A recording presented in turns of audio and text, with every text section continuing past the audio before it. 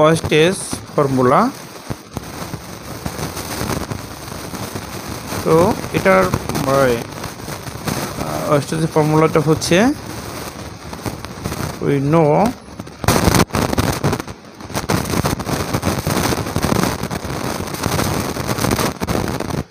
Wastage equal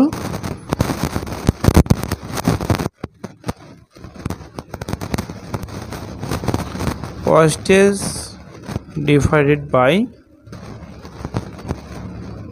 production plus হলো wastage into হচ্ছে 100।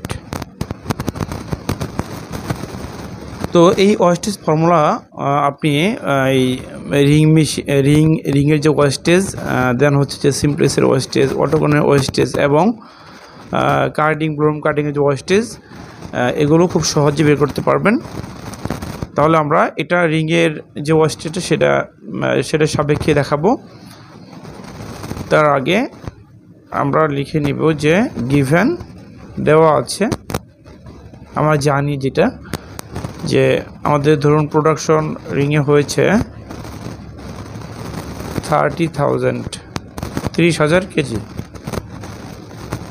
আমাদের ধরুন রিংয়ের প্রোডাকশন হয়েছে 30,000 কেজি, ঠিক আছে, 30,000 কেজি। দেন হচ্ছে ওয়েস্টেজ আমরা পেয়েছি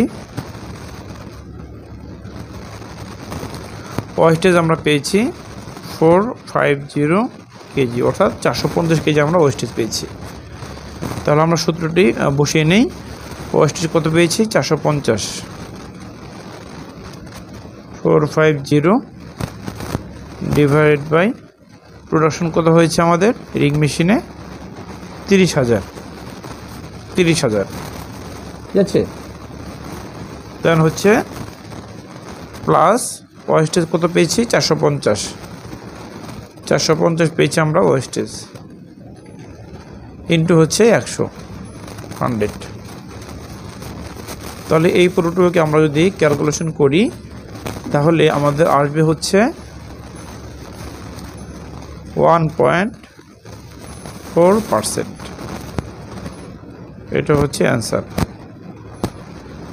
এখানে প্রোডাকশন আপনার যতই হোক না কেন জাস্ট ভ্যালুটা বসিয়ে দিবেন যে প্রোডাকশন এটা হতে পারে 20 টন, 35 টন, 40 টন, অথবা এর এগেনস্টে ওয়েস্টেজ হলো 500 কেজি, হ্যাঁ, কিংবা 400 কেজি, যেটা হোক জাস্ট এখানে ভ্যালুগুলো বসিয়ে নিলেই অ্যান্সারটা চলে আসবে, ঠিক আছে।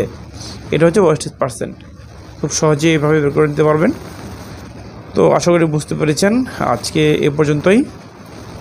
পরবর্তীতে নতুন একটি ভিডিও নিয়ে আসবো ইনশাল্লাহ। ততক্ষণ ভালো থাকবেন। আল্লাহ হাফিজ।